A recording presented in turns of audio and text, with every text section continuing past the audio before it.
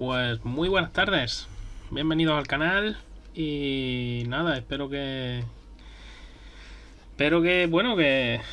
hayáis podido ver los entrenos libres, que los primeros han sido como siempre, pocas conclusiones que sacar, y los segundos han sido como suele ocurrir cuando hay unos libres pasados por agua, es decir, pocas conclusiones que sacar, pero bueno, sí, algo hay. Buenas tardes, Perplejo y hombre, Manuel Roda está por aquí también. Buenas tardes. Sí, Perplejo, eres la pole.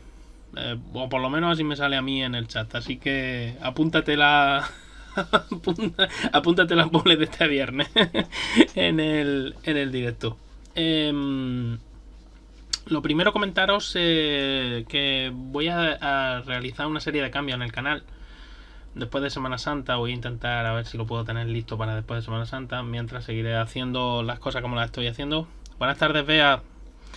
Espero que estéis bien por allí arriba, por Asturias. Que sé que está la cosa muy complicada. Que está una serie de, como diría Charlie, de vástagos de mil meretrices. Porque otra cosa no, o cosas así, no es lo que se les puede llamar.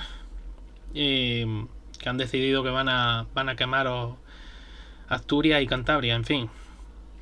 Lo siento mucho y espero de verdad que se solucione pronto la situación. Pero bueno, mientras podáis estar bien, eso es lo más importante. Volviendo al tema, como digo, del canal, voy a hacer una serie de cambios. Entre ellos voy a intentar hacerme un calendario de directo. Y la pretensión es organizar un poco la temática. Organizar un poco la temática del canal. Es decir, dedicar por ejemplo, los días que más puedo transmitir o que mejor puedo transmitir, creo yo, son los lunes, miércoles y viernes. Entonces, dedicarle cada día a una temática. Los lunes y los viernes reservarlos para cuando haya gran premio, para dedicarlo exclusivamente a ese gran premio. Aparte luego de que el fin de semana se haga algún programita especial, pero eso no los puedo asegurar y no voy a hacer el calendario, pero lunes, miércoles y viernes sí me voy a hacer un calendario de directo y reservar, ya digo, el lunes y el viernes si hay gran premio, el viernes anterior, o el viernes del fin de semana de gran premio, y el lunes posterior a ese gran premio. Reservarlos pues para hablar solo exclusivamente de ese gran premio. Si no hubiera gran premio, pues seguiría hablando de temática básicamente de Fórmula 1 sobre todo, y competición a nivel técnico, como trato siempre. Y los miércoles me gustaría reservarlos para tratar o hablar de coches un poco más particulares. Coches tanto modelos de calle o modelos que puedan conducirse por la calle, como de modelos de competición. Y aquí no voy a buscar una categoría en concreto, van a ser Fórmulas 1, van a ser coches de rally, coches de resistencia, etcétera, prototipos. Voy a buscar todo tipo de información, incluso coches de principios, pueden ser coches de principios del siglo, pero voy a buscar cositas que sean especiales, ¿no? Digamos coches icónicos, por decirlo de alguna manera. Y eso también os propongo a vosotros en mi perfil de Twitter, ya sabéis, @heroeating. Y bueno, y por aquí por el chat, si me lo queréis dejando ya también, propuestas de vehículos icónicos que a vosotros os gustaría que hiciera, le dedicara un directo para hablar un poco de su historia y de su técnica. Pues soy todo, en este caso todo ojos. Y si me lo queréis dejar, tanto nombrándome en Twitter @heroeating, como eso, como por aquí, como por aquí por el chat ahora, o luego en Twitter, o incluso en el canal de Charlie en Discord tengo un apartado que se llama los vídeos de Hero. Ahí podéis dejar también las propuestas, ¿no? Si tenéis alguna propuesta de algún vehículo icónico. Lo que sí, que el primer programa que le dedique a un vehículo icónico se lo tengo que dedicar al McLaren F1, porque fue un coche fue el coche que me hizo interesarme todavía más, si cabe, por la ingeniería. Y entonces tengo que hablar de él, porque fue mi pedrada infantil y, tengo que hablar de él y el primer programa se lo tengo que dedicar al McLaren F1 de Gordon Murray. A partir de ahí, pues lo que se vaya luego ya, lo que me vayáis proponiendo, lo que yo vaya buscando también. Ahí tengo bastantes coches ya buscados y de los cuales voy a hablar. Como dice Perplejo ahí, no solo de F1 vive el hombre. Por cierto, buenas tardes, Fuente del Cierzo, que no he dicho nada, estaba con mi retaila. Yukio, bueno, Julio, muy buena, bienvenido. Me he podido escapar, muy bien, pues me alegro mucho, Julio. Buenas también al Pollotegui y bueno, ya digo, el hecho es eso, me gustaría hablar de, pues eso, de... Y a Orb3 también, perdón, que no lo he dicho. Bienvenido al canal también, buenas tardes. El tema es ese, ya digo, voy a hacer esa serie de cambios y sobre todo los miércoles se lo voy a dedicar en exclusiva a esos vehículos icónicos. Y los fines de semana, habrá fines de semana que no programe, habrá fines de semana que sí programe. Los fines de semana que programe son los que no haya gran premio. Ojo, los que haya gran premio se lo voy a dedicar exclusivamente al Gran Premio de Fórmula 1. Los fines de semana que no haya gran premio y que pueda programar y pueda hacer vídeo, ese también lo tenía en mente ya, Perplejo. Pero está bien que me lo recordéis. El fin de semana que no haya Fórmula 1 se lo dedicaré a vehículos también, pero que no van a tener nada que ver con los coches. Es decir, ya sabéis a lo que se lo voy a dedicar, a aviones y un poco a historia de la ingeniería y ese tipo de cosas. Por ejemplo, con los chicos de Cars a la Carta, con Edgardo y con Steffi, tengo preparado, estamos preparando ya y creo que ya lo tenemos prácticamente, lo tienen listo, preparado, hacer un programa conjunto hablando de la historia de los trenes de vapor, de la tracción vapor. Y bueno, ya hablamos de la revolución industrial, lo tenéis disponible en YouTube el directo que hicimos en su momento. Y ya digo, mi intención y mi idea es esa, lunes, viernes. Que, hombre, si es el viernes de Gran Premio, pues hacer lo que voy a hacer esta tarde. El lunes, pues las conclusiones que se puedan sacar de ese Gran Premio. Que no hay Gran Premio ese fin de semana, bueno, pues el viernes se puede hacer un programa sobre cualquier otro tipo también de vehículo, hablando un poco también, se puede hablar un poco de técnica de rallies, un poco de técnica de prototipos. Y el lunes pues dedicarlo incluso a hacer, los lunes tenía pensado también, como tengo luego GPcast por la noche, pues hacer con vosotros un preguntas y respuestas para responder a vuestras dudas, etcétera, etcétera. Darle vidilla a los ingleses me decepciona. Bueno, ya digo que concretamente ese coche, el McLaren F1, es que fue la pedrada que me dio hace ya unos cuantos años. Y ya digo, se lo tengo a ese concretamente, ese vehículo es el primero al que le tengo que dedicar ese primer vídeo de vehículos icónicos. Pero ya digo, voy a procurar que sea todos los miércoles y ya lo iré anunciando cuando ya lo tenga todo y ya... Ah, lo decía por las máquinas de vapor, los coches. Vale. Bueno, es historia a fin de cuentas. Hay que contarla, un poco como cuando la hice contigo, ¿no, Fran? Que también le dimos vidilla a los ingleses con los famosos aviones V. Así que bueno, hay que hacerlo. Al final es parte de la historia, no nos queda más remedio. Creo que estamos condenados, ¿no? A tener que soportar un poco a los hijos de la Gran Bretaña. Bueno, ya dicho, ya os lo he dicho, voy a preparar, ya digo, esos cambios en el canal y hacerlo un poquito más regulado y para no tener que ir al retortero y esa falta de preparación también que llevo algunas veces en los directos. Así que bueno, ya vamos a pasar ya directamente a lo que ha dado de sí este viernes, que ha sido bastante interesante, y voy a empezar por los datos de Pirelli de los tiempos, ¿no? Bueno, aquí ya sabéis que los tiempos de la FP2 se han visto muy condicionados porque la lluvia ha aparecido se llevaban, si no recuerdo mal, unos 15 minutos o 20 minutos de sesión como mucho, y ya la lluvia ha empezado a ser importante. Luego ya las pruebas han sido ya con el intermedio. Ha habido coches que han probado más, otros menos. Ha habido bastantes salidas de pista. Y ha habido pilotos que han decidido reservar. A fin de cuentas, al final, las previsiones de tiempo y el fin de semana parece ser que va a ser sobre todo seco, tanto clasificación como carrera. Así que no merecía la pena hoy romper el coche y armar un follón que luego lo arrastras todo el fin de semana. Como estáis viendo aquí los tiempos, con el neumático en la tabla de tiempos de la libres 1, de los libres 1, Max Verstappen ha sido el más rápido con el neumático blando, 1.18.7, Lewis Hamilton ha sido el segundo más rápido, 1.19.223, y Checo Pérez 1.19.293. Y fijaos que los tiempos, por ejemplo, Hamilton con el blando 1.19.2, Checo con el medio 1.19.2.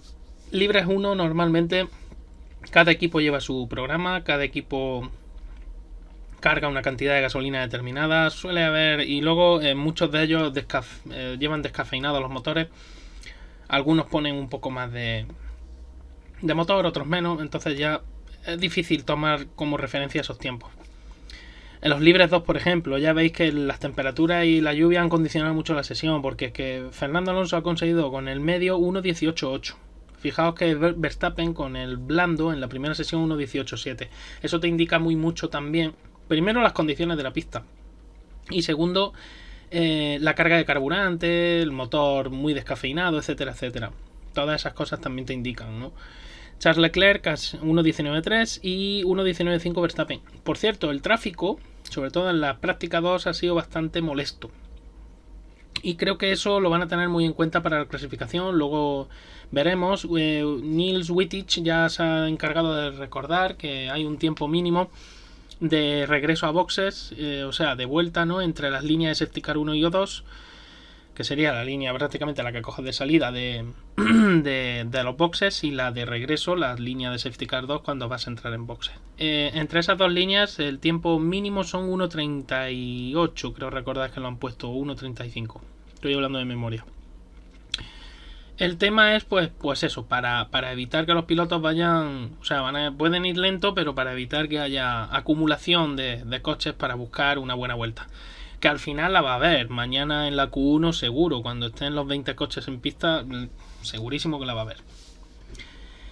El tema por compuestos, mejor tiempo en los libres 1, Fernando Alonso con el duro, 19.7. Fijaos, por ejemplo, del 19.7 con el duro, en los libres 1, al 19.2 con el medio de Checo. Y el blando de Lewis Hamilton, 19.2. Esa no es la diferencia real, eso ya os lo garantizo. 19.2 también Checo Pérez con el medio, y bueno, como he dicho antes, y 18.7 con el blando. Realmente es verdad, y lo han estado diciendo durante la retransmisión, que la diferencia entre compuestos, curiosamente este viernes, ha sido bastante estrecha. Margene ha estado diciendo que no había mucha diferencia, o por lo menos la diferencia no era excesivamente grande. Sabéis que en otros grandes premios hay mucho tiempo entre un neumático y otro, pero en este caso del C4 al C2 hay una diferencia que no es tanta. 19.7, 18.7 es un segundo, ¿no?, en los libres 1. Eso a priori, sí, ahí puede haber carga de carburante, ahí puede haber una serie de cosas, pero realmente esa distancia se ampliará un poquito mañana, seguro, pero parece ser que es bastante la distancia entre los diferentes compuestos es un poco más estrecha, ese gap, ¿no?, es algo más estrecho. En los libres 2, sin embargo, ya veis, por ejemplo, George Russell 19.6 con el duro, Fernando Alonso 18.8, que ha sido el tiempo más rápido de la sesión. Pérez con el blando 1.20, ya os indica ¿qué es lo que ha pasado? Pues que Pérez, cuando ha hecho su vuelta, llevaba los dos sectores en morado, además estaba superando con creces los tiempos de Fernando, pero el tercer sector se ha encontrado con tráfico y ha abortado la vuelta. Entonces, a partir de ahí ya, pues ya sabes, te quedas sin saber, ¿no?, un poco. Lo que sí me interesa son las estadísticas de la cantidad de vueltas, ¿no?, que se le ha dado al neumático. Y bueno, ya lo veis. Uy, espera, que se ha abierto aquí. se ha abierto aquí la ventana. Perdón, la distancia recorrida. ¿Veis ahí? Pues eso. El intermedio se ha usado algo porque ha habido pilotos, pero sobre todo el neumático más usado ha sido el medio. El segundo neumático más usado ha sido el blando, y el tercer neumático el duro, y las diferencias no son tantas como las hay en otros grandes premios, por lo que me hace pensar que todavía hay mucho desconocimiento de cómo está la cosa con el neumático y que mañana los libres 3 algunos equipos lo van a usar para hacer tanda larga, seguro. No digo que todos, pero sí algunos, que seguramente lo van a usar para hacer algo de tanda larga, no una tanda larga como haría en los libres 2, sino una tanda larga un pelín más corta, aprovechar e intentar hacer 6-7 vueltas seguidas por lo menos, y más o menos averiguar a ver qué es lo que te puedes esperar luego con las correcciones que se hacen, ¿no? Pero bueno, eso ya os digo que en principio creo que faltan bastantes datos y ya veremos a ver cómo va eso. Sí, el tráfico para Fran fue bastante acusado, ¿no? Pero bueno, eso. Un minuto Fuente del Cierzo no entiendo. Entre blando e intermedio. Un segundo. Entre blando e intermedio. Sí, bueno, entre blando. Vale. Intermedio joder, que estoy yo también. Estoy con las tonterías de las retransmisiones y ahora acabo de caer. Sí, intermedio a los de lluvia, te refieres. Pues eso parece, sí. Eso es lo que pone. Oscar Piastri 2.28. Más de un minuto. Más de un minuto porque tenemos 1.20. Sí. Tendría una diferencia, pero una diferencia muy acusada. La verdad es que sí ha habido. Pero bueno, eso no significa nada tampoco. Puedes estar probando incluso otro tipo de cosas, ¿no? Sí, me he enterado, Fuente del Cierzo. Es que no había caído yo. El error ha sido mío porque efectivamente ese es el nombre del neumático, el intermedio. Lo que pasa que he estado viendo esta mañana la retransmisión y tenía que haberla silenciado. Y con la leche de llamar muchas veces intermedio al neumático medio, blando y duro, y el neumático medio es neumático medio y punto, y se acabó. Pero bueno, sacaron la roja por los GPS. Bueno, dicen que es que ha habido problemas con el sistema de posicionamiento GPS, pero porque hay problemas en Australia concretamente, interferencia solar y no sé qué más historias han comentado. No sé hasta qué punto será verdad. Dicen que el domingo no se espera ya que haya problemas. Vamos a ver. ¿Quién le dice intermedio al medio? Hay que ir a federarle al medio. Muy buena, Bon Empalme. Pues alguna vez en la retransmisión en la retransmisión oficial he escuchado soltar intermedio en vez de medio. Pero bueno.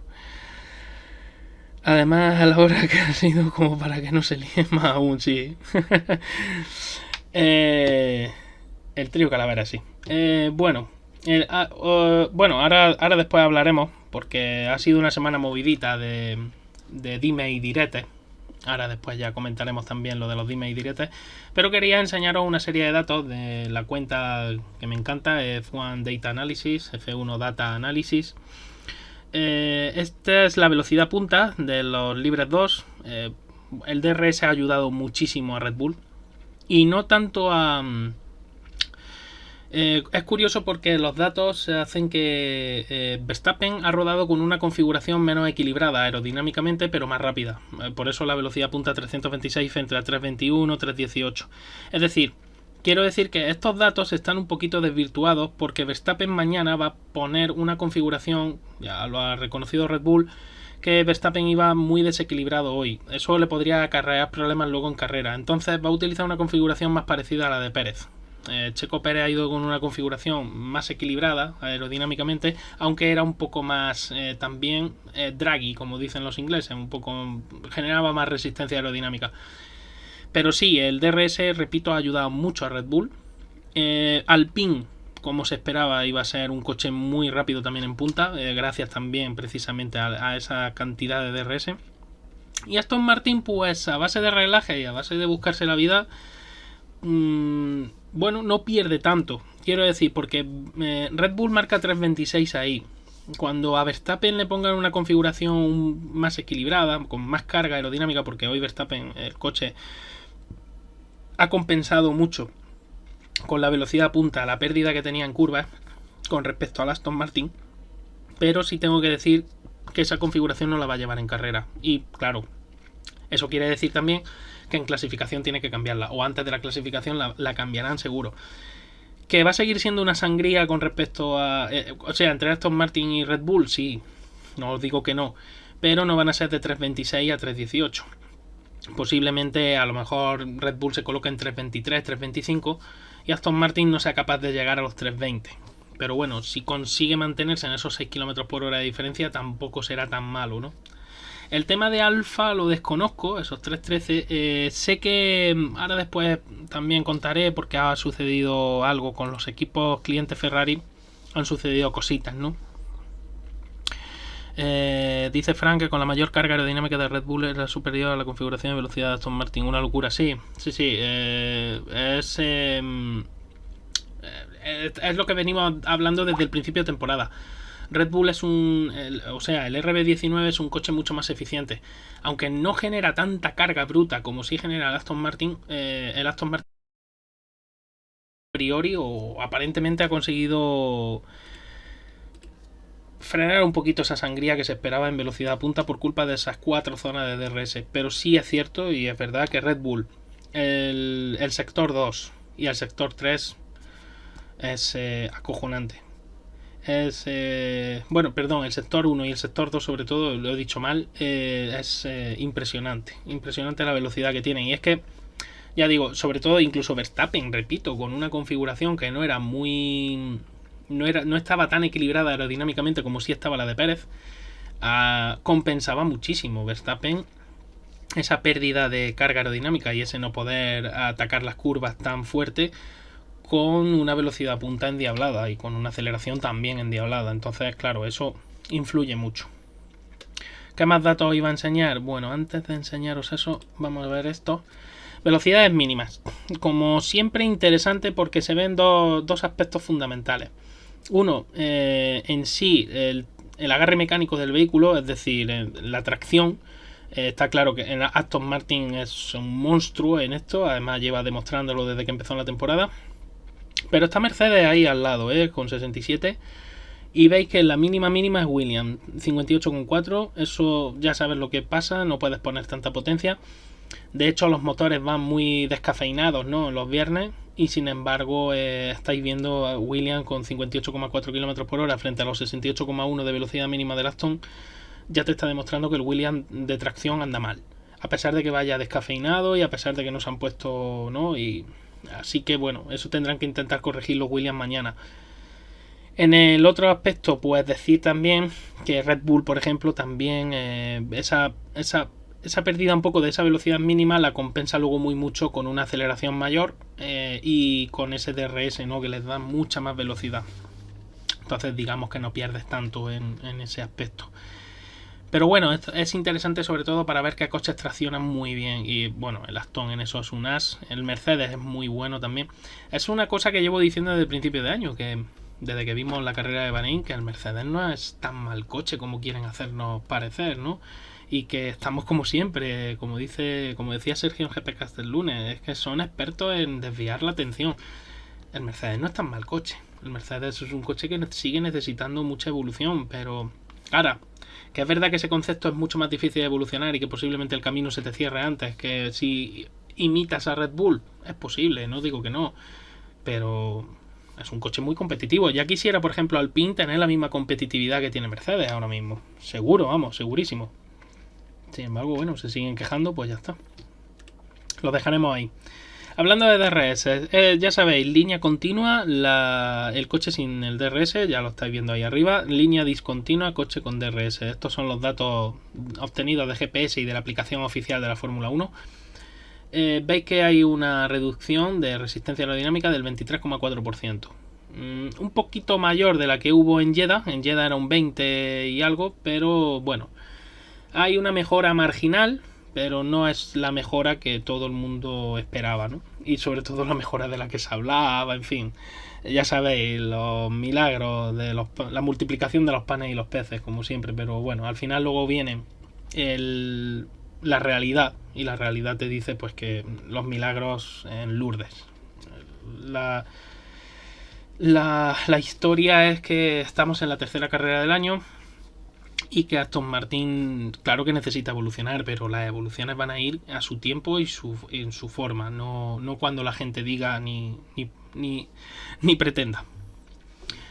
El tema Ferrari veis que esa línea se separa mucho más conforme se va ganando velocidad. Eso significa una reducción de drag, como veis, del 32,2%, de nuevo línea discontinua, línea continua.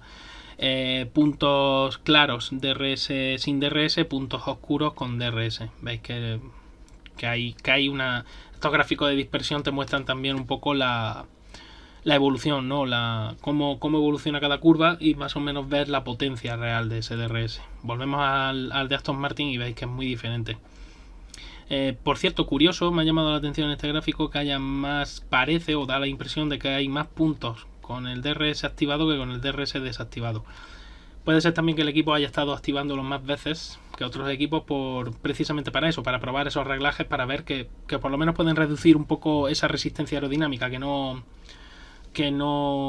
podían hacer, por ejemplo, en Jeddah. Sí, es verdad que aquí la configuración aerodinámica es un poquito más de carga y eso también ayuda, ¿no?, a darle más potencia al DRS.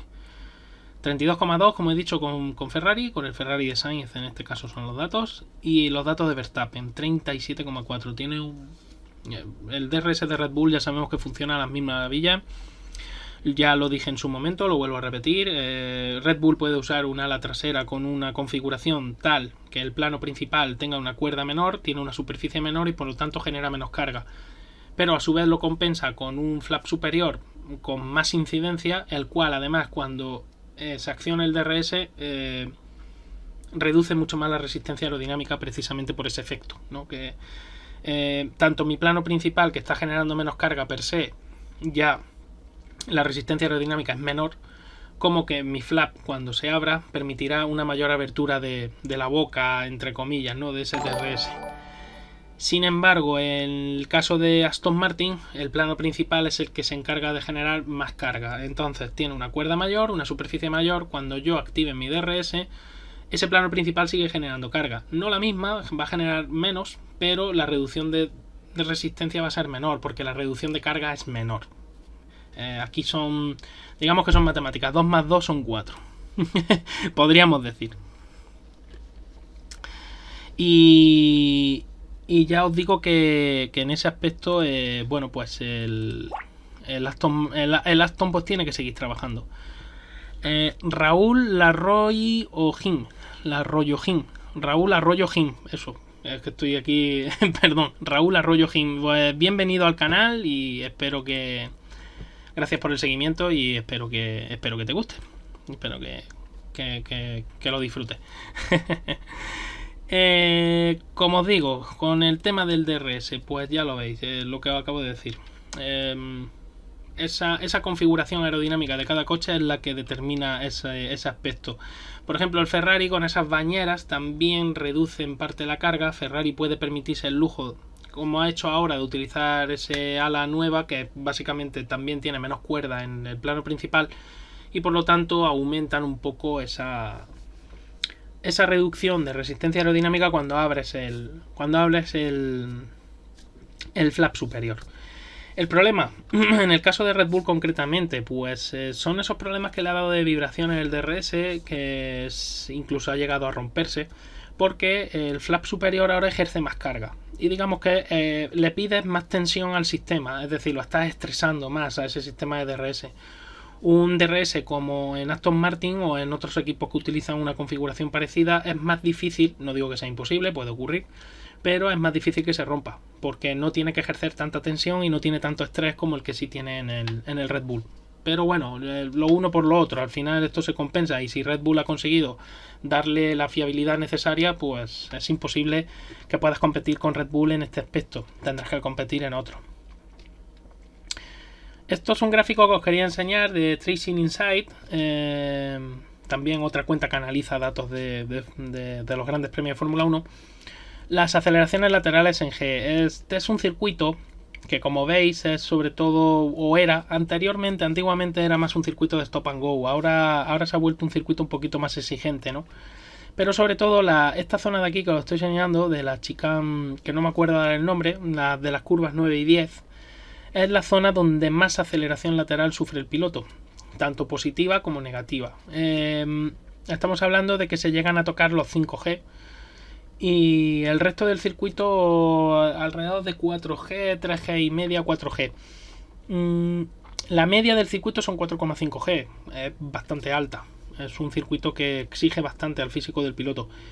Y bueno, el tema es que ahora además llegan más rápido a esta chicane por el tema del DRS. Entonces también los frenos van a ser un tema a tratar. No, en principio no debería haber ningún problema, no lo creo. Pero sí tendrán que vigilar un poco ese desgaste. ¿Qué más? Os voy a enseñar por aquí. Iba a enseñaros primero los datos, porque quería... aquí. Esto de la práctica 2 es lo que decía antes del Aston Martin, del Ferrari y del Red Bull, ¿no? Digamos que son los porcentajes de vuelta donde cada uno es más rápido. Alonso, Leclerc y Verstappen han sido los 3 primeros en la práctica 2. Como veis, en frenada y en tracción, Alonso es difícil de batir. ¿Veis los puntos? Veis ahí en esa zona, en esta zona, a la llegada en el final de recta de meta. Veis también a la salida de la chicane de la 9 y la 10. Fernando puede poner mucha aceleración. Y luego el tercer sector, Fernando prácticamente lo domina. Casi, ¿no? Solo tiene este tramo de aquí que lo domina Verstappen y este tramo de aquí de Leclerc. Sin embargo, Verstappen es el dueño y señor, sobre todo en las zonas donde hay DRS. Ved toda esta zona de aquí, desde la curva 8 a la 9, toda esta zona de aquí también, la recta de meta y luego la siguiente recta. Verstappen es un tiro, ¿no? Y ya digo, esto, bueno, también viene condicionado porque, como sabéis, el sistema de recuperación de energía de Honda funciona de una manera más eficiente también, la parte eléctrica.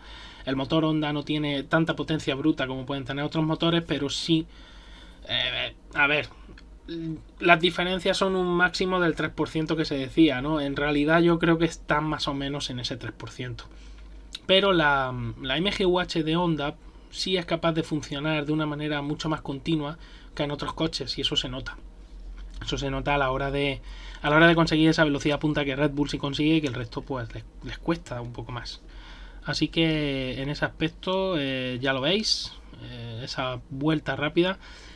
Muy condicionado a estos datos, habrá que ver mañana los libres 3 por la lluvia que vino después, las condiciones de pista, etcétera. Pero bueno, el Aston Martin a priori es un coche que va a ir también, por lo menos se va a poder defender en este circuito. Y lo más importante es que clasifiquen bien, que sean capaces de entrar en Q3 y a partir de ahí ya hacer su carrera, porque por desgaste de goma se les presupone que tienen que tener un gran premio bastante bueno. Bueno, aquí lo veis que además nos lo ha señalado F1 Data Analysis, la ventaja en la frenada, aquí la veis esa distancia enorme que hay entre Ferrari, Red Bull y Aston Martin. También es cierto que en las frenadas hay que tener en cuenta cómo usas el ERS, cómo usas el sistema de recuperación de energía, porque también te hace condicionar muy mucho esas frenadas. Entonces estos datos podrían variar un poquito, pero al final esto es característica aerodinámica del vehículo, la mayoría, ¿no? Y en eso el Aston Martin, es verdad, se vuelve a poner de manifiesto que el coche es una máquina de generar carga aerodinámica. Genera más carga aerodinámica incluso que el Mercedes, y el Mercedes es un coche que genera mucha carga aerodinámica, pero el Aston Martin quizá es capaz de generar la misma o más carga aerodinámica. El Ferrari no anda tan lejos, el Red Bull anda un poquito más lejos, un pelín más lejos, pero vamos, ya os digo que se pone de manifiesto que el Aston Martin es sobre todo eso. Entonces, bueno, cuando lleguen circuitos de pura tracción y frenada y que haya muy poco de equilibrio, ¿no? Que no haga tanta falta el equilibrio aerodinámico, pues ya veremos a ver el Aston Martin cómo puede hincarle, si le puede hincar el diente a Red Bull.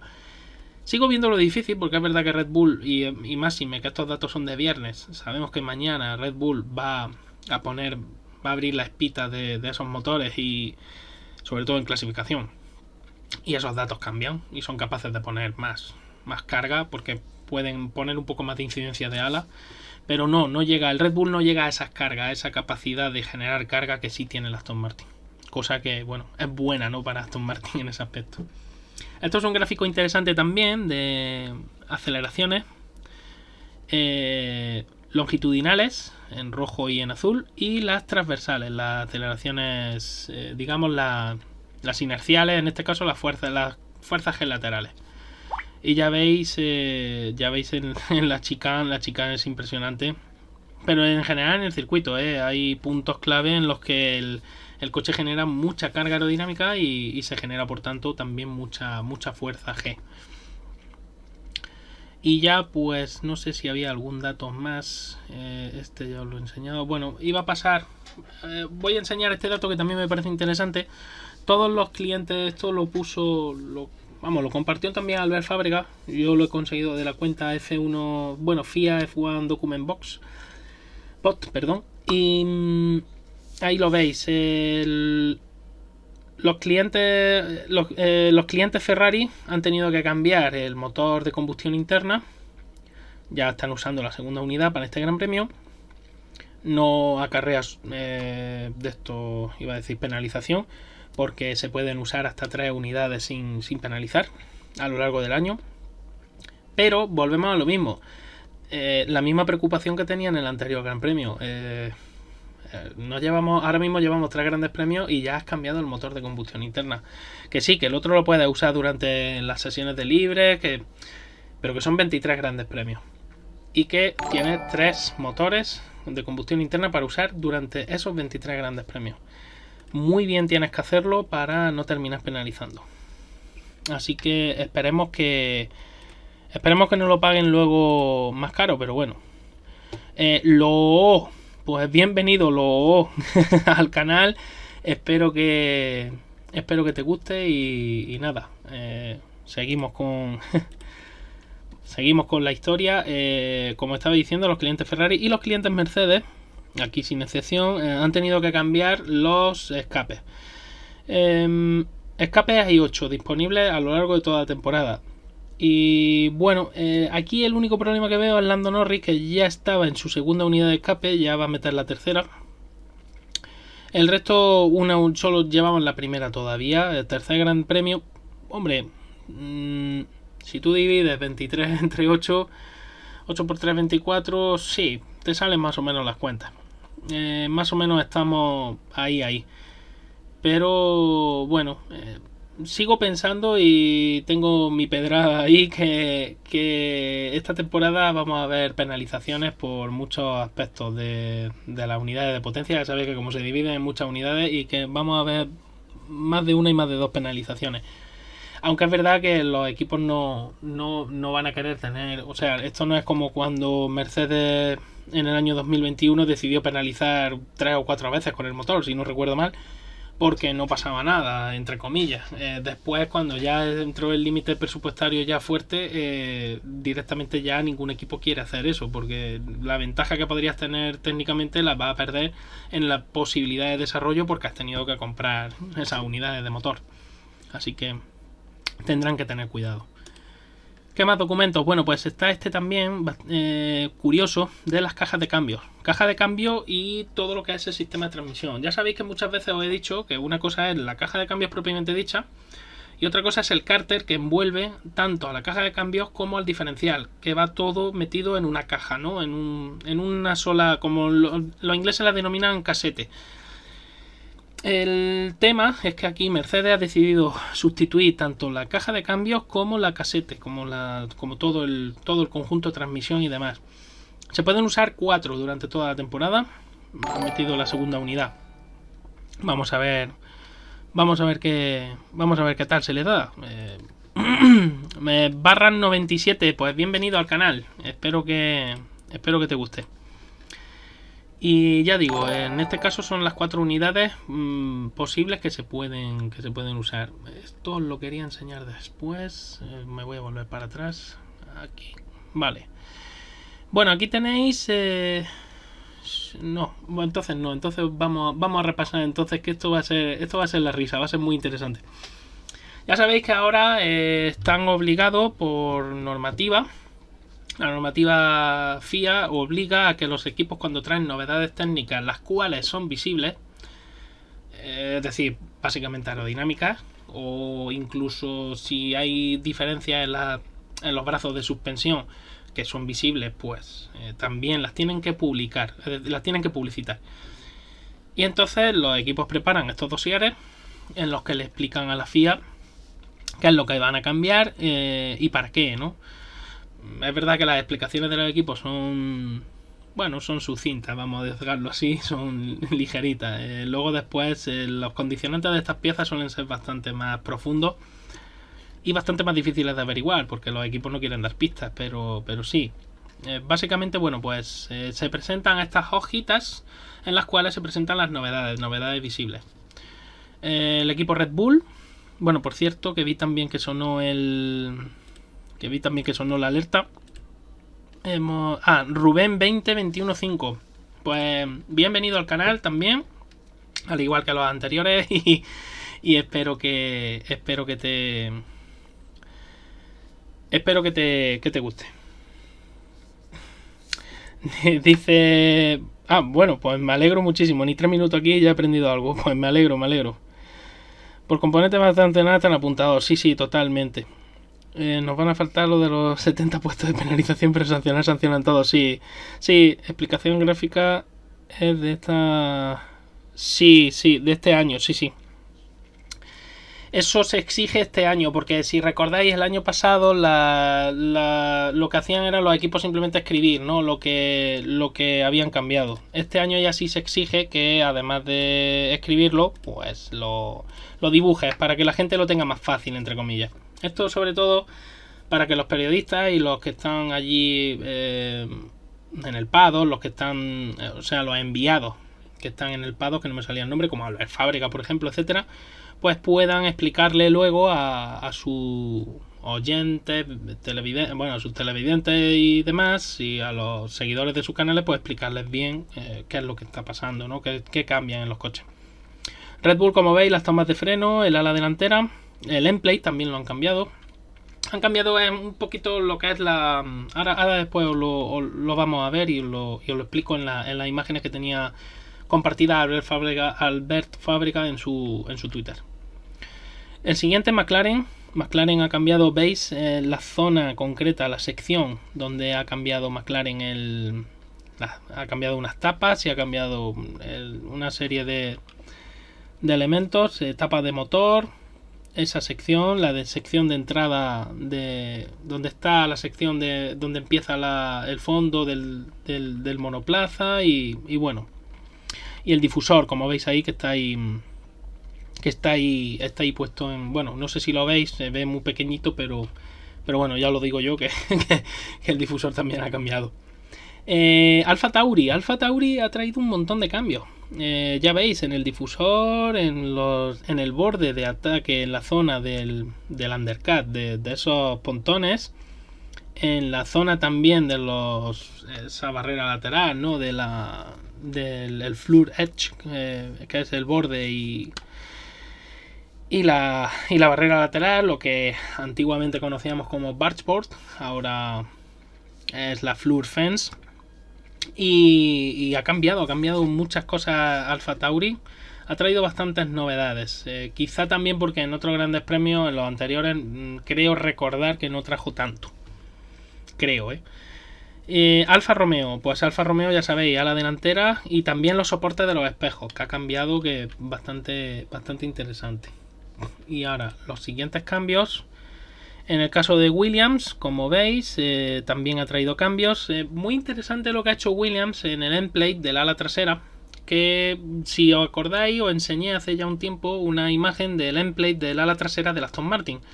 Y veíais que tenía como una forma de bulbo, y ya os dije que era para el aire que pasa por esa zona, por la zona exterior de ese endplate, expandirlo, es decir, sacarlo hacia afuera y hacia arriba. Y eso ayudaba a expandir más el aire que sale del difusor. Y eso también a qué ayuda, a que el fondo del coche y los Venturi sean capaces de succionar más aire. El difusor es capaz de sacar más caudal de aire y hacerlo a más presión, y por lo tanto tus Venturi van a succionar más aún el aire de lo que lo succiona. Es un modo de aumento de la carga que es capaz de generar tu fondo. Y también búsqueda un poquito más de eficiencia. Reduce de una manera marginal, porque es poco lo que reduce, pero puede ayudar a reducir un poco la resistencia al avance. Repito, de manera marginal, pero bueno, son puntitos que vas consiguiendo que no tenías antes.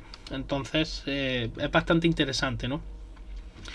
Otro equipo que ha traído mejoras, Alpine, curiosamente ha sido en el final del halo, en el soporte del halo, en los soportes traseros. Sabéis que el halo tiene 3 puntos de apoyo, el punto delantero central y los 2 laterales, que van al lado de los reposacabezas del piloto. Pues en esa zona ha presentado, ahora después veréis la imagen, una especie de pletinita lateral para dirigir mejor los flujos de aire que viajan por esa zona. Generar vorticidad seguramente también, pero es una pletina bastante interesante. Ahora lo veremos en la imagen. Tengo por aquí, bueno, vamos a empezar y bueno, por supuesto, ya no hay más mejoras. Quiero decir, Haas, creo que Ferrari no estaba por aquí tampoco, ¿verdad? No, porque hemos dicho Alfa Tauri, Alpine, Red Bull, Williams. Alfa Tauri, Alpine, Red Bull, Williams. Y vamos a ver, lo tenía por aquí, Alfa Tauri, Red Bull, Williams, Alfa Romeo, correcto. Y McLaren, vale, Alfa Romeo y McLaren. Nos quedan Mercedes, Aston Martin, Haas y me queda un equipo, ¿no?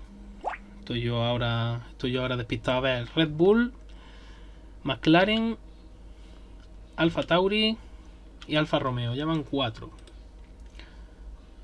A ver, vente para acá, no. Aquí. Williams, Alpine y Williams y Alpine, sí, correcto. Entonces sí. Son 4 los equipos que no han traído ninguna novedad, entre ellos Aston Martin. Esto lo vengo a decir porque ya sabéis que nos hemos tirado toda la semana aguantando lo del rumor. Bueno, toda esta semana y parte de la anterior, aguantando el rumor de la ala nueva que Aston Martin iba a traer, que iba a traer una ala nueva para aumentar esa potencia del DRS, etcétera. Y bueno, mucha gente no sabíamos de dónde había salido ese rumor y además estuvimos ya diciéndole, yo particularmente me ha estado preguntando gente y yo dije que lo único que esperaba para este Gran Premio era una pequeña optimización de superficies que se suele hacer normalmente cuando vas de un Gran Premio a otro porque los circuitos cambian, pero lo que es la construcción del ala, la construcción básica de ese ala es exactamente la misma.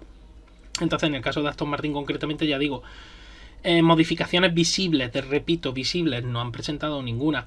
Que haya modificaciones internas en suspensión, que haya modificaciones internas en otros aspectos que no se vean, eso solo lo sabe el equipo Aston Martin.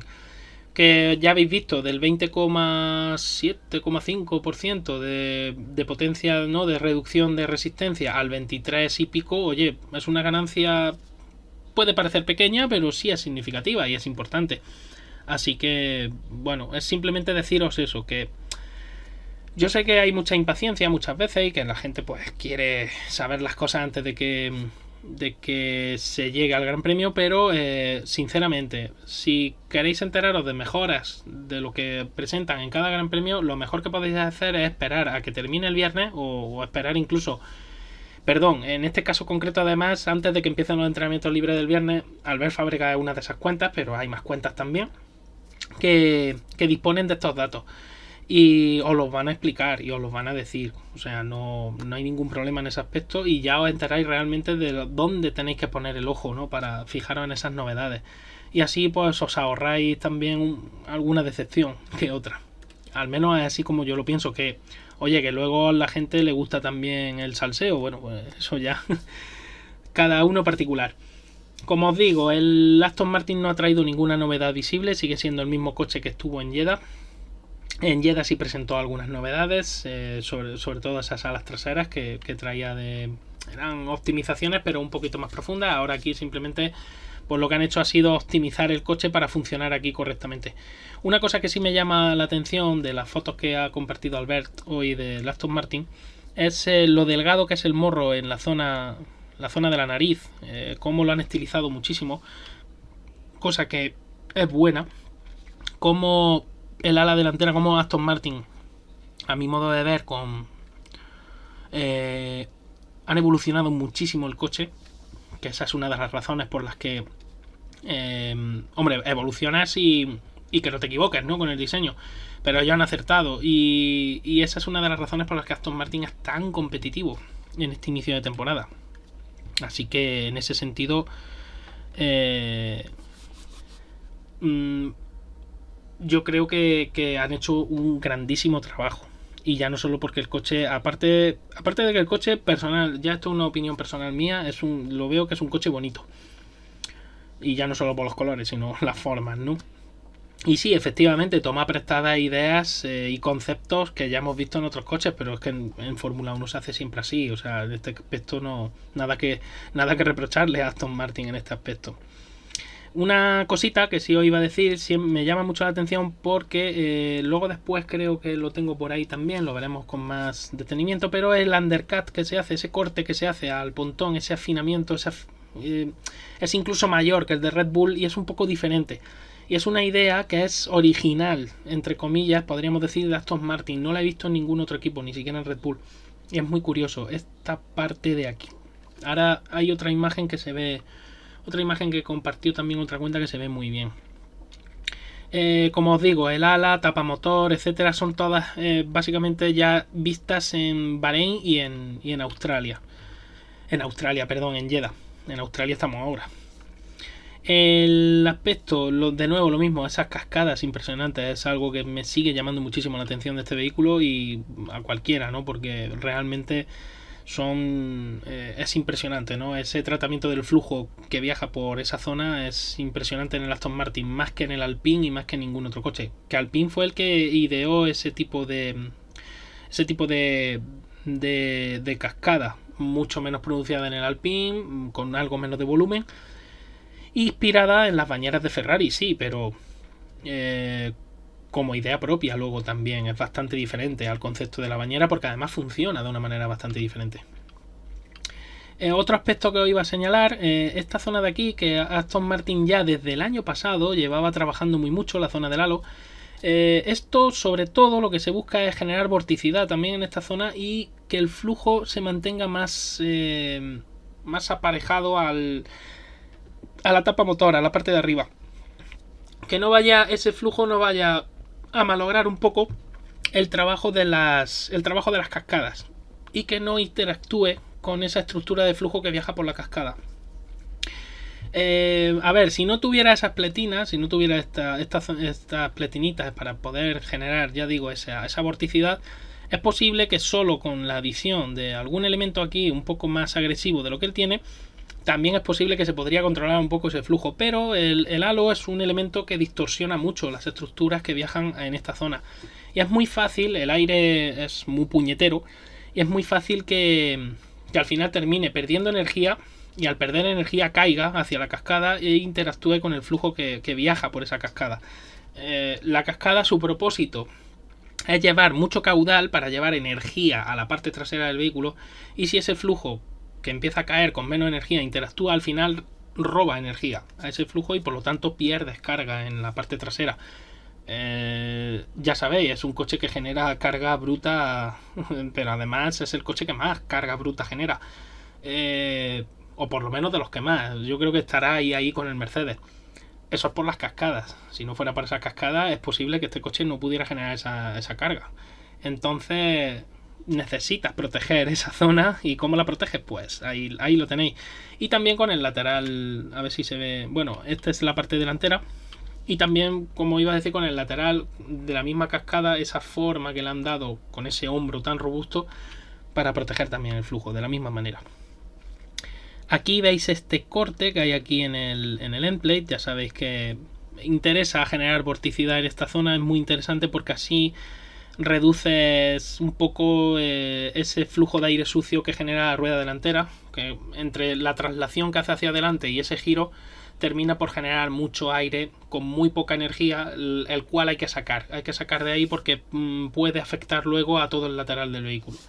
Y esta vorticidad, tanto esta pieza de aquí que hay en el lateral del endplate, el pico del endplate, como este hueco que se ha hecho aquí, este entre comillas bocado, pueden ayudar muy mucho a generar esa vorticidad. Ese vórtice actuará un poco como a modo de escoba para sacarte sacarte ese flujo de aire sucio, sacarlo y evitar que afecte a otras partes del vehículo.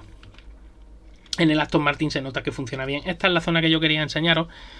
Por eso os digo, la cascada, que la tenéis aquí, si yo con la vorticidad del halo mantengo el flujo por esta parte de arriba, por la parte de la tapa, lo que hago es llevar flujo con un poco más de energía. Primero sacar el aire caliente, que es muy importante para la fiabilidad del vehículo. Y lo segundo y más importante aún, consigo poner algo más de energía en el aire que viaja entre mi ala y los wing wings. Por lo tanto, haré más eficaz a mi ala. ¿Por qué? Porque estoy acelerando el flujo en la parte inferior del ala.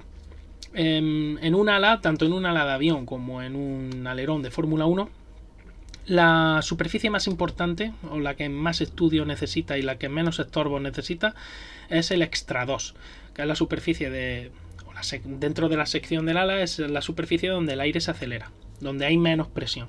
Entonces, si yo aquí llevo flujo con más energía, ese flujo irá más rápido, y al ir más rápido me ayudará a limpiar un poco esta zona. De nuevo, mejoras marginales, sí, pero consigo que el wing wing sea más eficaz y consigo que mi plano principal también sea más constante en su generación de carga y no tenga tantos problemas. Como ocurre, por ejemplo, en Mercedes. Mercedes, ese es uno de los problemas que tiene, que ya ha ido solucionando con el tiempo. Era ese, que llegaba mucho flujo de aire sucio tanto a la rueda trasera, generaba muchísimo drag, como esta zona de aquí, que no era capaz de limpiarla de la misma manera que la limpian otros coches. Al final eso te afecta mucho a la carga aerodinámica que eres capaz de generar. Y eso sí es un problema. Aceite F1, pues bienvenido al canal. Espero que te guste y que disfrutes del directo. Y gracias por el seguimiento.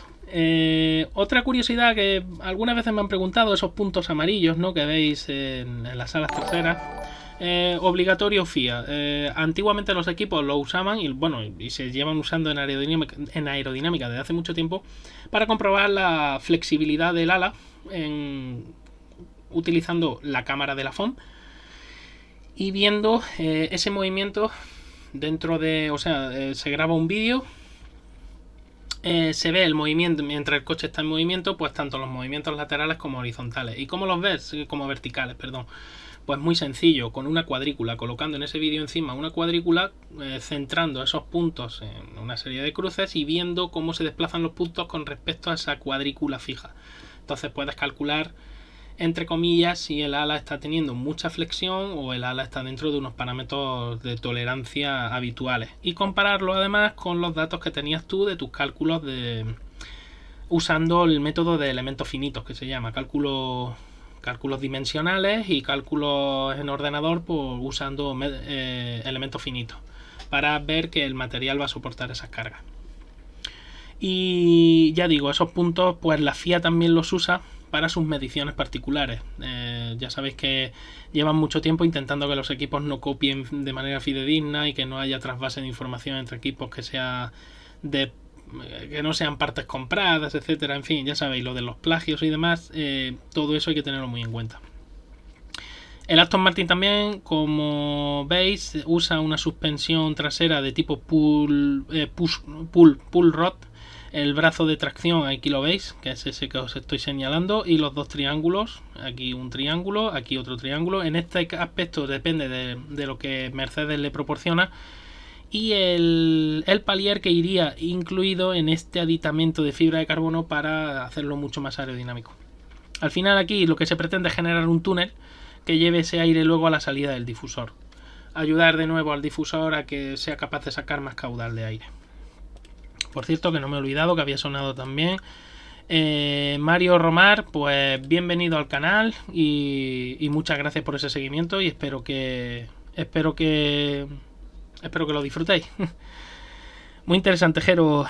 Vaya masterclass, colega. En fin, me piro que... Bueno, muchas gracias, Julio, por haber estado por aquí. De todas maneras, sabes que luego en YouTube cuelgo estos vídeos también y si te quieres acercar por Twitch estará 14 días, que es lo que me permiten tener el vídeo alojado en Twitch. Muy buenas, Pello. Bienvenido. Como os digo, el tema es ese. toda esta zona de aquí está muy influida por el hecho de que la caja de cambios es Mercedes y las suspensiones traseras son Mercedes. Entonces, bueno, esta gente no tiene más remedio que usar ese tipo de configuración pull rod y push rod delantera. En el caso de McLaren, como veis, McLaren que presentaba novedades, como he dicho, ¿no? El difusor, algo en... creo recordar, bueno, las tengo por aquí abiertas. Las vamos a mirar un momentito. Scuderia AlphaTauri McLaren. Bueno, la tenéis aquí, ¿veis? En la tapa de motor, el difusor y toda esta zona de delantera, ¿no? Aquí lo veis, en la entrada, lo que son las fences y demás. Vamos a ver las imágenes que nos proporciona Albert Fábrega. El ala delantera, como veis, básicamente, pues bueno, habrán cambiado incidencias y algún plano pero que ya ha sido presentado con anterioridad. Veis también ese corte enorme que hay aquí en esta zona. Sin embargo, McLaren no usa esa cascada, ¿no? O ese canal como usa Alpine, por ejemplo. McLaren tiene un diseño más convencional, entre comillas, de esa zona. Los problemas de McLaren vienen por la parte delantera. Y sobre todo porque el manejo del flujo en esta zona delantera no está siendo el adecuado. Y toda esta zona de aquí, que está muy bien pensada, no está siendo capaz de trabajar como debería. Si no te llega, es lo que decimos siempre, ¿no? Si el flujo de la zona delantera no llega con la suficiente energía, puede afectar al funcionamiento de estas superficies aerodinámicas, de la tapa de motor, del pontón, de la zona aguas arriba del fondo, porque no tiene suficiente energía. Entonces, claro, todo ese flujo sigue perdiendo energía y cuando llegue a la parte final del vehículo no es capaz de poner suficiente carga, ¿no? Y eso es un problema, porque te obliga a tener que usar alas con mayor incidencia y a perder velocidad punta, claro. Todo al final son problemas. Veis aquí esta parte trasera, veis como esto es mucho más suave que en el Aston Martin que habíamos observado antes. Veis la suspensión trasera, en este caso, pues no sabría deciros porque aquí en la foto no se ve muy bien. A ver si aquí se ve un poquito mejor. Ya sabéis que la delantera es tipo pull rod, igual que la de Red Bull. Sin embargo, McLaren no tiene ese ángulo antihundimiento tan marcado como si tienen Red Bull, Aston Martin y otros equipos. Creo que también un poco por el diseño del morro, que se ve un poco condicionado. El brazo, el triángulo superior, el brazo delantero, ya no puedes sacarlo más arriba. Tendrías que sacar mucho aditamento aquí y no te lo van a permitir. Tema de secciones y tema de diseño. También eso es un problema, porque si no puedes bajar, no puedes utilizar una geometría de hundimientos más agresiva, a esta zona de aquí le cuesta un poquito más de trabajo recibir el flujo de aire adecuado. Algo que le pasaba a Aston Martin al principio, esos primeros 4 o 5 meses de la temporada anterior, de 2022. No recibía el aire bien en toda esta zona. Y la suspensión trasera, como la veis allí, tipo push. En este caso ahora sí lo estoy viendo bien. Brazo inferior, brazo superior. Y bueno, muy parecido a Red Bull en el esquema, pero claro, no funciona igual. Ya lo hemos visto antes. Aquí veis aquí el contorno, bastante sencillito también. Estas laminitas se colocan aquí a modo de ayuda para generar vorticidad, pero no la vorticidad para sellar el fondo como se suele decir. Eso se hacía en el año 2021 y anteriores. Ahora sabéis que aparte de esta pared lateral hay unas pletinas laterales curvadas que se denomina fences, las cuales sacan el aire sucio también que puede haber en esa zona inferior y lo sacan fuera. Como ese aire sale por esta parte, sale con poca energía, cuando choca con esta superficie se le otorga energía, se le da energía cinética para que ese aire se vaya. Darle energía cinética supone que pierda presión y ese aire escapa de esta zona. Es un aire que está con poca energía y que no me interesa que viaje a esa zona trasera. Entonces todas estas superficies siempre se piensan, toda esta zona de aquí se piensa precisamente para eso. Y la cara interna de esa zona de ahí se piensa para que el aire que viaja por aquí arriba no se salga, se mantenga más o menos unido a esta superficie y luego salga por esta zona de aquí para sellar un poco el difusor. Es importante que la rueda trasera, el flujo de aire sucio que también genera la rueda trasera, al igual que la delantera, le pasa igual. No tiene carenado, en el avance y en el giro genera unas turbulencias las cuales pues no son buenas. y pueden interactuar con el difusor y hacer que el difusor pues no funcione correctamente. Entonces es interesante este flujo de aire que vaya con la suficiente energía para que selle el difusor en el lateral, ayude, mejor dicho, a sellarlo y trabaje mejor. En el caso de McLaren, pues el problema, como está en la parte frontal, ya todo lo demás no funciona como debería. A priori las superficies seguro que están bien calculadas y además ya digo que el diseño del McLaren realmente, después de ver lo del año pasado, cómo mejoraron y cómo llegaron al final con algo de competitividad, yo esperaba que evolucionaran sobre eso, pero es verdad que McLaren decidió cambiar una serie de cosas las cuales, bueno, pues no le han salido bien y ahora tienen que volver a rediseñar. A partir de que rediseñen ya la parte delantera y ya sean capaces de poner eso en marcha, el coche empezará a funcionar mejor, seguro. Ahora mismo, bueno, pues tienen que esperar. El equipo Alpine ya veis, lo único que he presentado, veis ahí la mano del mecánico y veis ahí esa pletinita, creo que ahora tiene otra foto al ver mejor. Es verdad que cambió el concepto de ala delantera, muy curioso que llevó lo que es la nariz a cerrarla casi en la parte frontal del plano principal del ala delantera, pero bueno, eso ya lo vimos en anteriores grandes premios. Este corte aquí también bastante interesante. Lo mismo, la búsqueda es exactamente igual, es generar vorticidad, limpiar el flujo de la rueda delantera y evitar que llegue a toda esta superficie. En el equipo Alpine todo esto funciona mejor que en el anterior, que en el McLaren. A las pruebas me remito, vamos, es un coche bastante más competitivo ahora mismo. Ahí veis esa pletinita, veis, que es precisamente para eso, para que ocurra algo parecido a lo que os he contado en Aston Martin. Este flujo no afecte a esta zona de aquí, a este área. Y este flujo sea capaz también de sacar el aire caliente que se está extrayendo, ¿no? O expulsando por esa zona. Interesante también el undercut que hace aquí Alpine, diferente al de Aston Martin, algo diferente también al de Red Bull. Interesante también que Alpine incluyera estas entradas de aire un poco más cuadradas para reducir resistencia, y curioso a la vez. Y aquí era lo que os quería comentar. Veis el soporte del espejo, bueno, aquí no se ve, pero esta cascada, ¿no?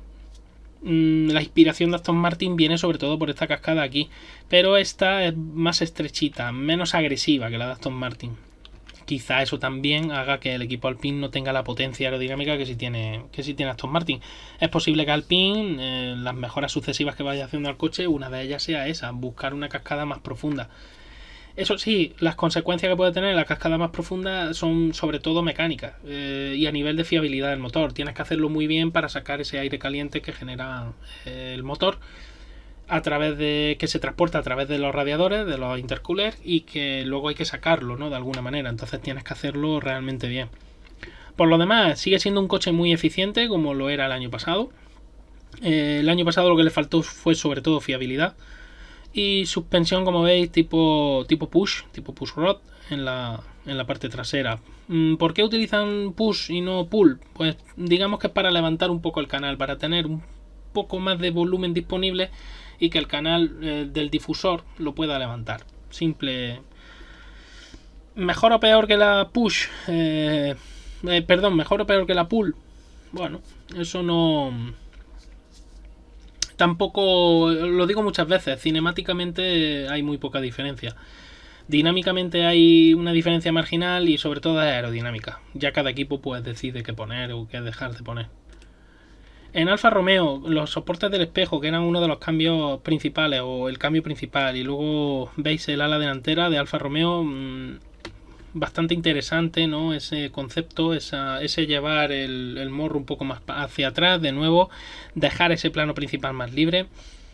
Bueno, ellos quieren menos efecto outwash y más centrado en los flujos aerodinámicos internos, para que llegue más aire a esta zona, a la zona interior.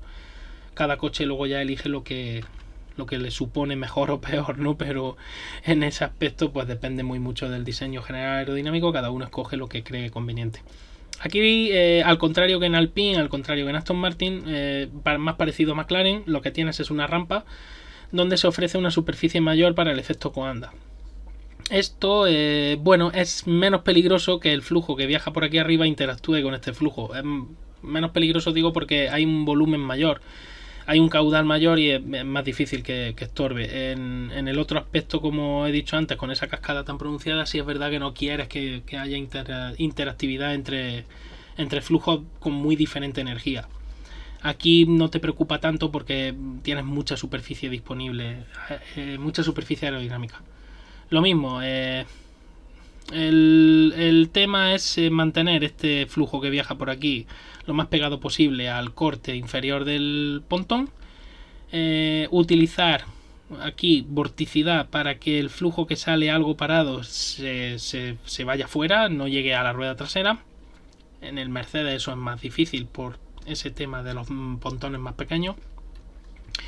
Y luego este flujo aprovecharlo para tratar de sellar un poquito la pared lateral, ¿no?, de ese difusor. Algo que se hace en todos los equipos, unos lo consiguen mejor, otros lo consiguen peor. Alfa Romeo, que es el único que utiliza este tipo de admisión, es simplemente para reducir resistencia aerodinámica. Bueno, simplemente y más cosas, ¿no? Pero la función principal es esa, es reducción de resistencia. Y por último, pues la entrada beige, muy parecida a la de Ferrari, por no decir que es casi un calco. Bueno, Alfa utiliza unidad de potencia Ferrari, así que algo tendrá que ver, algo particular tendrá que ver. ¿Y cuándo va a meter la F1 tijera para lo de los coches se sigan mejor? Pues Don King, me temo muy mucho que los coches van a seguir aumentando la vorticidad conforme vayan aprendiendo más de este reglamento, y lo que se había conseguido ganar por un lado pues se va a perder un poquito por ese aspecto. De todas maneras, estos coches se pueden seguir bastante mejor de lo que se seguían los del 2021 hacia atrás. Si habéis observado, hay carreras en las que los coches están a menos de un segundo y pueden mantenerse 4, 5, 6 o hasta 7 vueltas detrás. En 2021 eso era impensable. Eso era totalmente impensable. Cuando un coche en 2021 se acercaba mucho al coche de delante, las ruedas delanteras se sobrecalentaban y el coche perdía mucha carga aerodinámica. Sin embargo, estos coches actuales es verdad que pierden, pero no tanta. Entonces no, digamos que pueden seguirse un poquito mejor. No los milagros que pedía la FIA, pero sí un poquito mejor. Un poquito mejor. Mario Romar, yo pensaba que era casi todos los coches casi iguales, todo lo contrario con lo que nos estás contando. A ver, sobre todo Mario, una cosa, la unidad de potencia que utiliza cada vehículo marca muy mucho el diseño de cada coche, o lo que es lo mismo. No es lo mismo llevar una unidad de potencia Mercedes con sus características intrínsecas que llevar una unidad de potencia Renault o una unidad de potencia Ferrari, o la Honda que lleva Red Bull y Alfa Tauri.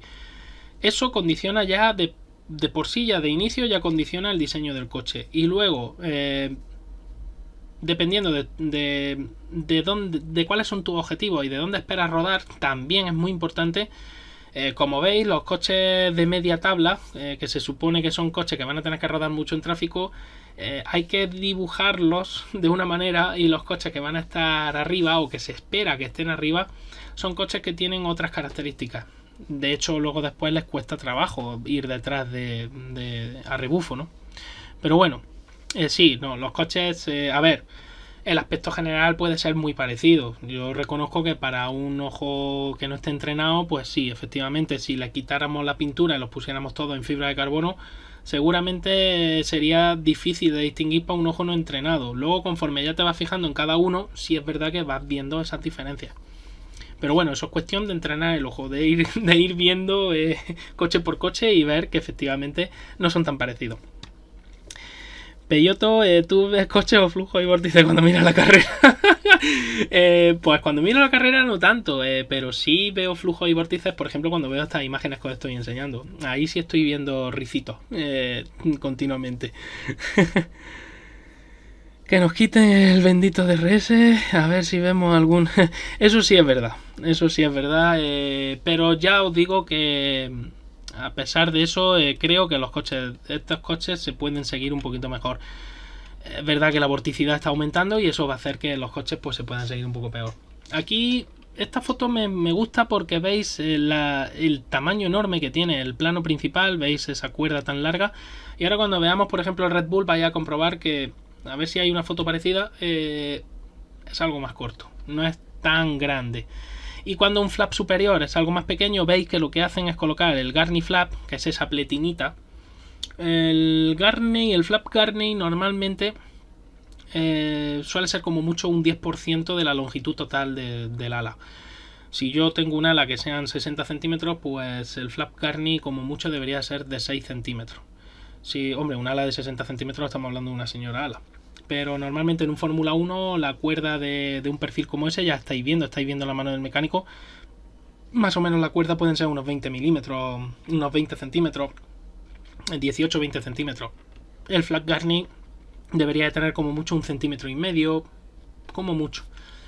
Es suficiente porque ayuda a generar mucha más carga porque concentra el flujo aerodinámico cerca de donde está colocada esa pletina y porque el flujo que viaja por la parte inferior del ala sale más rápido todavía, aumenta la velocidad. Aumenta un poco la resistencia aerodinámica, pero es marginal con respecto a la ganancia que puedes tener. Sí, sobre todo si lo haces bien, claro. Y en el aspecto, pues eso, cuando levante este DRS, pues el ala que deja de generar carga es ese plano superior, ese flap superior, y el plano principal sigue generando carga. Genera menos, pero sigue generando bastante carga. Entonces, de ahí que a los coches que tienen una cuerda menor y un flap superior mayor, pues el DRS sea más potente, por supuesto. En el caso del Mercedes, como veis, el ala es bastante parecida, la configuración es bastante parecida a la del Aston Martin. Y como he dicho antes, estos micropontones, veis que hay lo que os he dicho antes, ¿no? Una superficie aerodinámica mucho menor que, por ejemplo, en el Alfa Romeo. Por poneros un ejemplo. En el Alfa Romeo teníamos aquí una superficie mucho mayor. En el Aston Martin tenemos esa cascada monumental. En el Alpine, en el Ferrari tenemos las bañeras. En el Mercedes no. En el Mercedes tenemos una superficie bastante pequeña. Ahora tenemos un volumen enorme de control, lo que sería todo este volumen de aquí.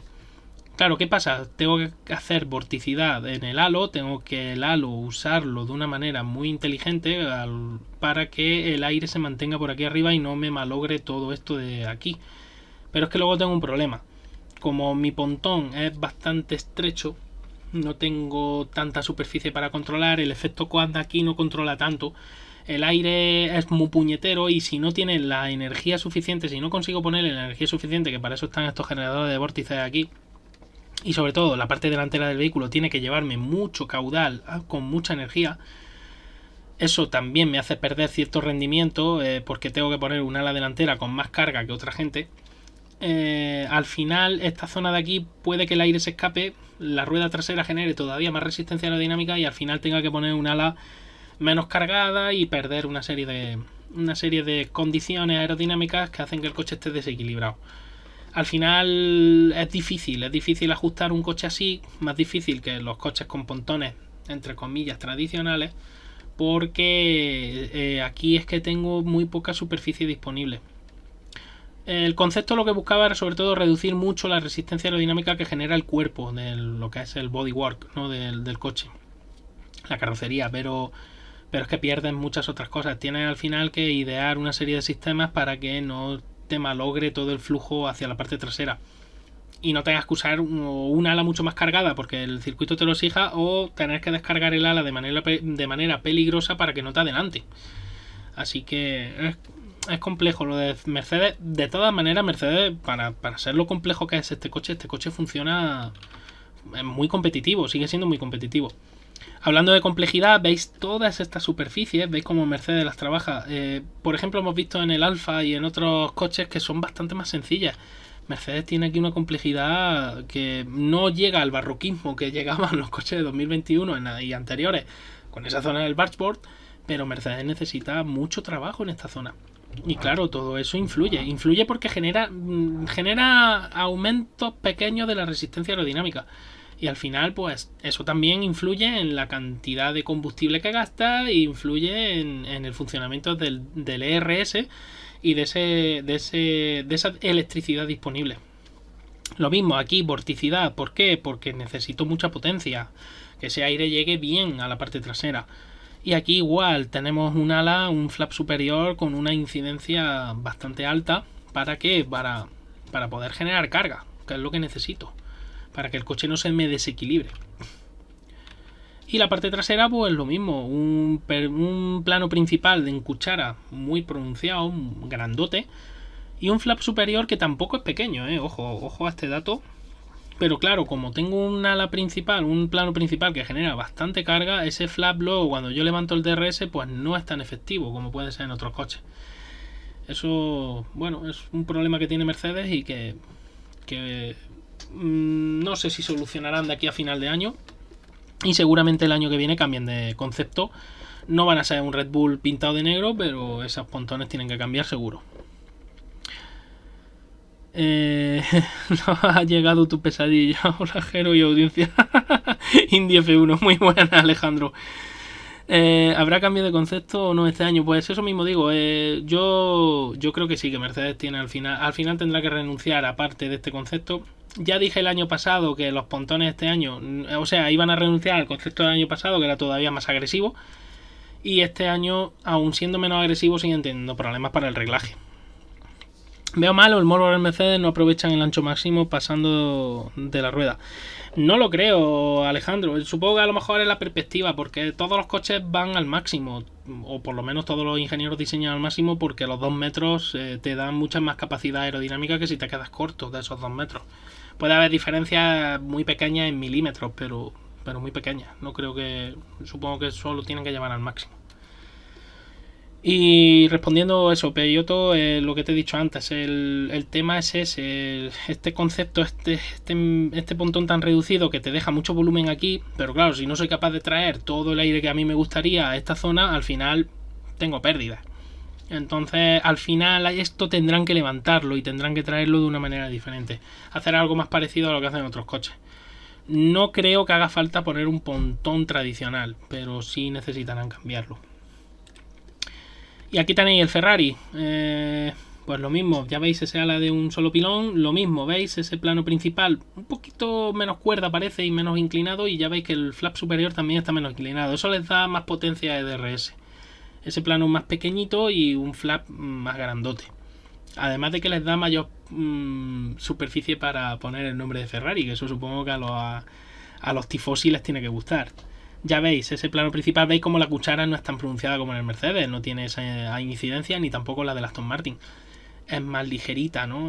¿Por qué? Porque el coche genera carga también en la zona de las bañeras. Entonces, el equilibrio aquí es diferente. Si pusiera un ala muy cargada, podrías desequilibrar el coche y hacerlo más subvirador de lo que ya de manera natural es. Y eso no sería bueno, no sería nada bueno. Esto, bueno, ya sabéis que esto ya lo llevan desde que empezó la temporada. Esos brackets que son básicamente para rigidizar el flap superior con el tercer elemento, pero que además aquí tienen función aerodinámica, como la normativa lo permite, ellos lo utilizan con función aerodinámica. Mantener el flujo hacia adentro y llevar más caudal de aire por la parte interior de la rueda, simple. Y aquí, bueno, pues la entrada ya veis, lo mismo, un concepto parecido al de Alfa Romeo, también digamos condicionado por esa unidad de potencia que tiene Ferrari. Y esto es muy interesante porque aunque no es novedad, pero sí es interesante ver cómo esta pletina lateral para mantener el flujo a la parte interna, esto genera una vorticidad aquí que también ayuda a limpiar y a mantener estos flujos aerodinámicos más pegados a esta zona interna. Por la misma razón que os llevo diciendo todo el directo, para que ese aire luego me selle un poquito el difusor por la parte lateral y no tenga pérdida en ese difusor de presión. Tenía yo más imágenes. Sí, bueno, las del Aston Martin, el McLaren ya os lo he enseñado. Vale, pues ya está. Estas eran las imágenes que yo más o menos quería enseñar. Aquí ya la comparativa de alas, para que las veáis juntas. Ese es el ala que ha llevado Fernando Alonso esta mañana. Veis aquí un corte así un poquito más bajo, pues precisamente también para reducir un poco esa resistencia aerodinámica. Aston Martin ha decidido utilizar el flap superior largo y eso también le ha dado un pelín más de potencia, ¿no?, del DRS. Aquí veis en comparativa, ¿no?, las diferentes alas. McLaren tiene que llevar un ala con bastante carga, por lo que os he dicho antes, no llega el flujo con la suficiente energía y necesito poner un ala más grande. Veis el Haas, por ejemplo, veis aquí el Alfa Tauri, creo que es. Cómo las alas son parecidas pero no son iguales. Cómo el concepto aerodinámico de Aston Martin está más cercano, esa ala trasera, a la de Mercedes. Como la de McLaren también está más cercana a la de Mercedes y a la de Aston Martin, se parecen. Sin embargo, Haas y Alfa Tauri son diferentes. Ese plano principal, esa separación. Por cierto, una curiosidad, el gap máximo o la separación máxima que puede haber, no cuando se usa el DRS, sino cuando no está activado el DRS, son 10 milímetros. 10 milímetros máximos entre la parte más inferior del flap superior y la parte más superior del plano principal. Y aquí, bueno, la de Haas, pues ya veis, un flap superior bastante más grandote y un plano principal con menos incidencia. Traducción, potencia del DRS, mayor potencia del DRS. Pero todo esto también os digo una cosa, o sea, no por poner un ala como la de Red Bull o como la de Haas vas a conseguir tener mayor potencia per se, porque puede ser muy ineficiente o cambiar el equilibrio aerodinámico de tu monoplaza y que el coche sea inconducible. Entonces, todas esas cosas hay que tener mucho cuidado. Una de las razones por las que Aston Martin va a tardar en solucionar ese problema del DRS, o mitigarlo más que solucionarlo. Solucionarlo no lo van a solucionar porque el concepto del coche es el que es. Pero en el caso de Red Bull, por como veis, lo mismo, un flap superior grandote, bastante grande, y un plano principal mucho menos incidente, y por lo tanto una potencia de DRS diferente o superior, ¿no? Pasa como en Haas. Ferrari es diferente. Ferrari veis que carga muy poco los laterales del ala y sin embargo carga mucho más en la zona central, pero su flap superior es bastante grande, entonces también por eso tienen bastante potencia. Alpine hace lo mismo que Ferrari o algo parecido, veis que carga mucho más la cuchara en la parte central, y Mercedes, como veis, más parecido a Aston Martin, pero también pelín más eficientes por eso también, porque ellos pueden hacer eso. Aston Martin no puede por temas de equilibrio aerodinámico, pero todo eso se soluciona con un nuevo rediseño y ya está. Y ya pues de todo lo que os he enseñado, pues ya me queda... bueno, las conclusiones de los datos de F1.com, esta cuenta Peter Howlicka, como se diga. Que me disculpe por la pronunciación, pero bueno, ya lo veis ahí escrito, ¿no? Ahí lo veis. Ya veis, Red Bull Racing, Ferrari, ya veis, esto sería la previsión en clasificación. A 0,18%, un 0,36%, es decir, a casi 3 décimas estaría Aston Martin. Esto se hace cogiendo los tiempos medios de un coche y otro, es decir, como tienes dos coches disponibles, lo calculas con la media de esos dos coches. Por eso Ferrari estaría a 0,14, a 0,28 Aston Martin, a 0,39, casi 4 décimas Mercedes, y ya Alpine liderando la zona media, pero a mucha distancia, 0,82, 0,85 McLaren.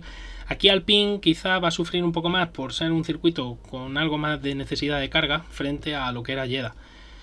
Como digo, McLaren 0,85, Haas 0,96. Lo de McLaren en clasificación ha estado bastante bien.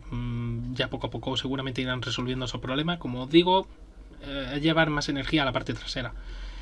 Alfa Tauri ya un segundo 14, Alfa Romeo 1.26 y Williams a la cola 1.47. Vamos a ver luego lo que se cumple o lo que se deja de cumplir. Pero sí, era el Alfa Romeo, el de arriba derecha. Vale. Dice, veo mal. Vale, gracias, Jero. Vale, que ya había. A ver quién escanea el GPS a 300 kilómetros. Pues tú verás, difícil.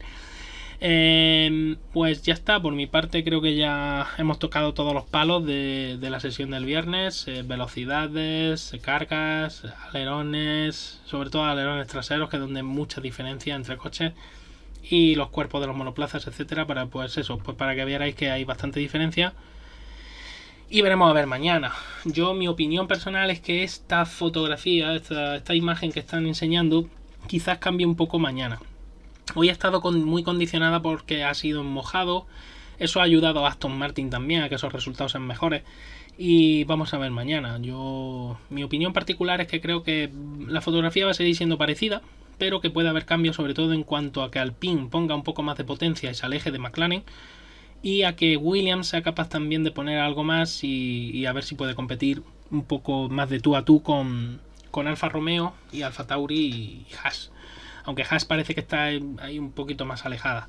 Así que veremos. Yo creo que mañana vamos a ver una sesión bastante interesante, o sesiones bastante interesantes, tanto las de libres como las de clasificación. Y nada, por mi parte, pues poco más que deciros ya. Que muchas gracias por haber estado aquí. Sobre todo, como siempre os digo, os lo agradezco un montón. El seguimiento, los nuevos seguidores y nada. Me parece que Mercedes ha encontrado algo. A ver, vuelvo a repetir, Mercedes tiene mucho potencial. Es un coche con muchísimo potencial. Y en un circuito donde la carga aerodinámica es más importante, Mercedes tiene que aparecer. Está claro. Ahora, los circuitos donde la eficiencia es más necesaria, pues Mercedes volverá a tener algún tipo de problema. Eso está claro. Pero bueno, ya digo, mañana creo que va a ser una sesión muy interesante y yo que vosotros trataría de no perderme, sobre todo la clasificación, porque nos va a dar mucho que hablar. Y estoy seguro de que va a haber sorpresas en Q1 y en Q2, en el aspecto de que el tráfico hoy ya he visto que es bastante complicado de gestionar. Y vamos a ver mañana cómo se comportan. Y si no hay alguna sorpresita porque el piloto no ha podido hacer una vuelta limpia y nos vemos con algún inesperado, ¿no? en Q3. Así que vamos a ver.